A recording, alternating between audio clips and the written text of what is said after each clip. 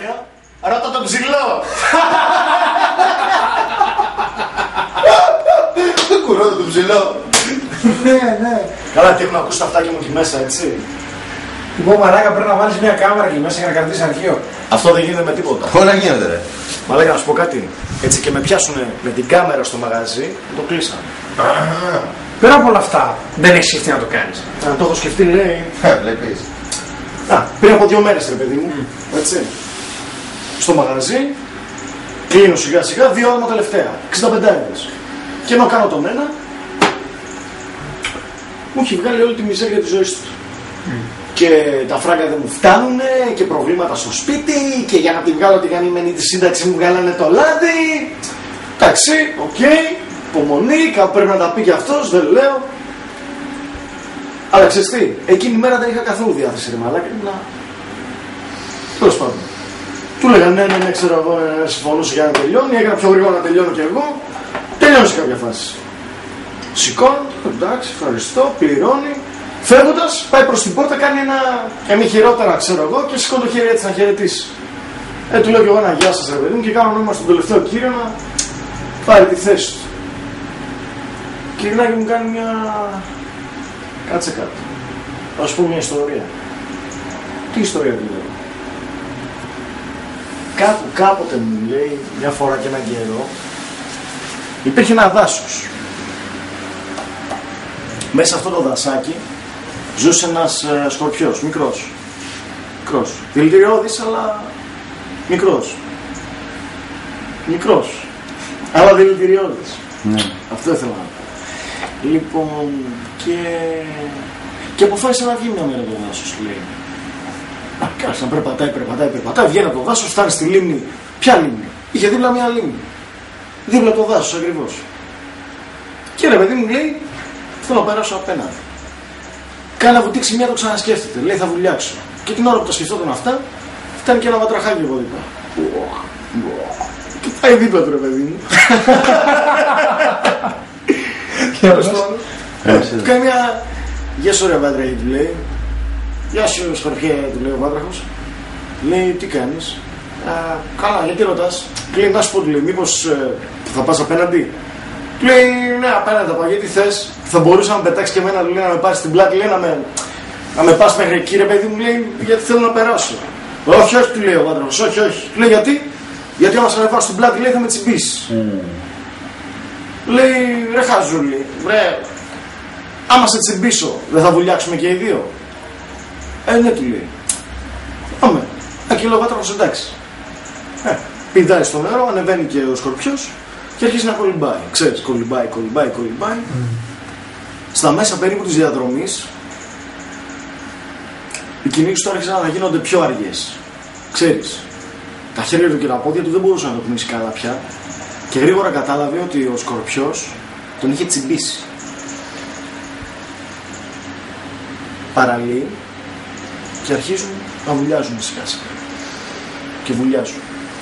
Λίγο όμως πριν τους καλύψει το νερό, γυρνάει και λέει ο βάτραχος στο σκορπιό. Σκορπιά, του λέει, με τσίμπησες. Και τώρα και οι δύο βουλιάζουμε. Θα πεθάνουμε σε λίγο. Γιατί με τσίμπησες, σκορπιέ? Και γυρίζει ο σκορπιός και του λέει εκείνη τη στιγμή, δεν μπορούσα να κάνω αλλιώς. Είναι στη φύση. Και εσύ λες, ποιος με άγγιξε?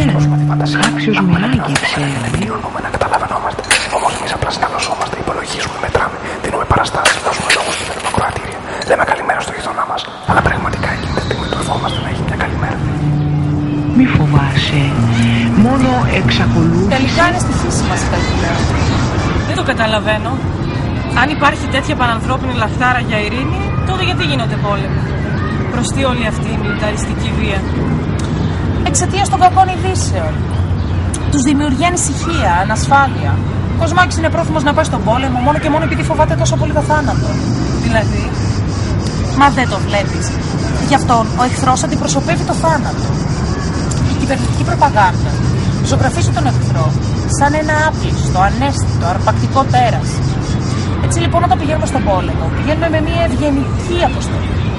Μια αποστολή καταξιών και σκοπός της είναι η εξόντωση του θανάτου. Και ακριβώς επειδή μισούμε τόσο πολύ το θάνατο, φρενιάζουμε και γινόμαστε τόσο παράλογοι. Δεν μπορούμε να βρούμε την ηρωνία των πραγμάτων. Μισούμε τόσο πολύ το θάνατο που είμαστε έτοιμοι και να σκοτώσουμε και να πεθάνουμε ακόμα. Μόνο και μόνο για να σταματήσουμε την επέλασή του. Σαν μεγαλοπρεπή αυταπάτη, ο πόλεμος έχει την ίδια μαγνητικότητα με τη θρησκεία. Ενστερνιζόμαστε τον πόλεμο ή τη θρησκεία, συνήθως και τα δύο, σαν μέσα για την καταπολέμηση του θανάτου. Αλλά τόσο ο πρώτος όσο και οι δεύτεροι δεν κάνουν τίποτα άλλο παρά να επικυρώνουν το θάνατο. Σε όλη την ιστορία, ο καλύτερος κουμπάρος του θανάτου είναι ο ιεροκήρυκας με τη χατζάρα. Χίλα, σου φάνηκε αυτή η χατζάρα? Όχι. Απλώς θυμήθηκα ένα πανό που κρατούσαν οι φοιτητές τότε με τα επεισόδια στο Βιετνάμ. Το είχα δει σε ένα ντοκιμαντέρ. Το να πολεμάς για την ειρήνη είναι σαν να γαμάς για την παρτενιά.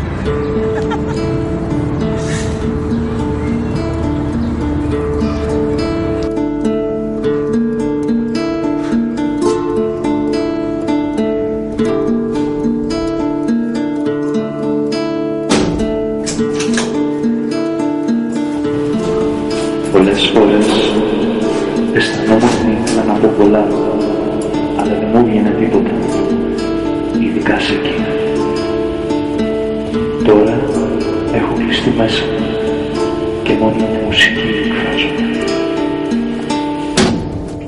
Μη φοβάστε, ερωτευτείτε, βάλτε φωτιά.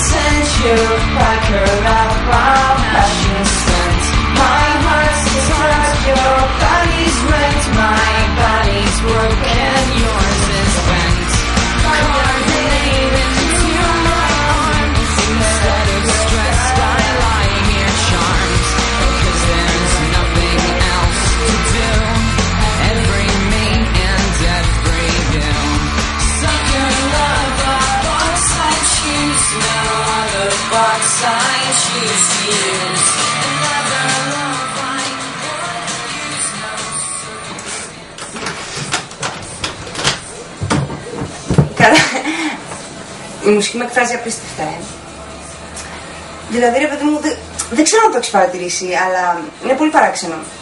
Η μουσική έχει τη μεγαλύτερη εξελιξιμότητα από όλες τις άλλες τέχνες στο πέρας του χρόνου.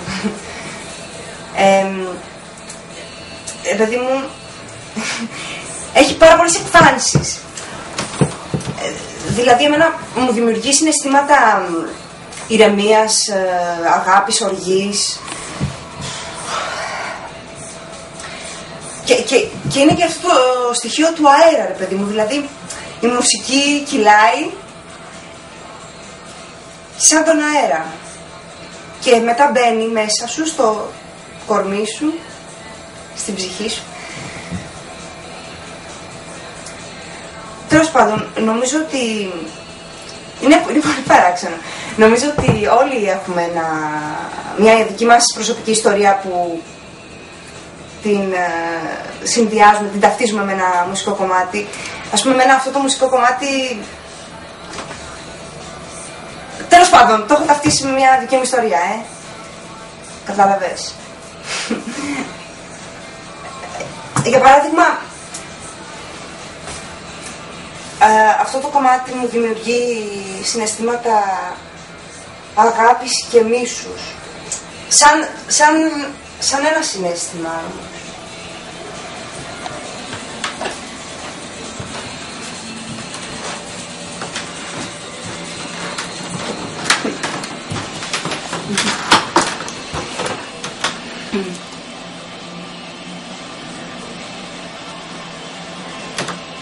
Θες να με φιλήσεις?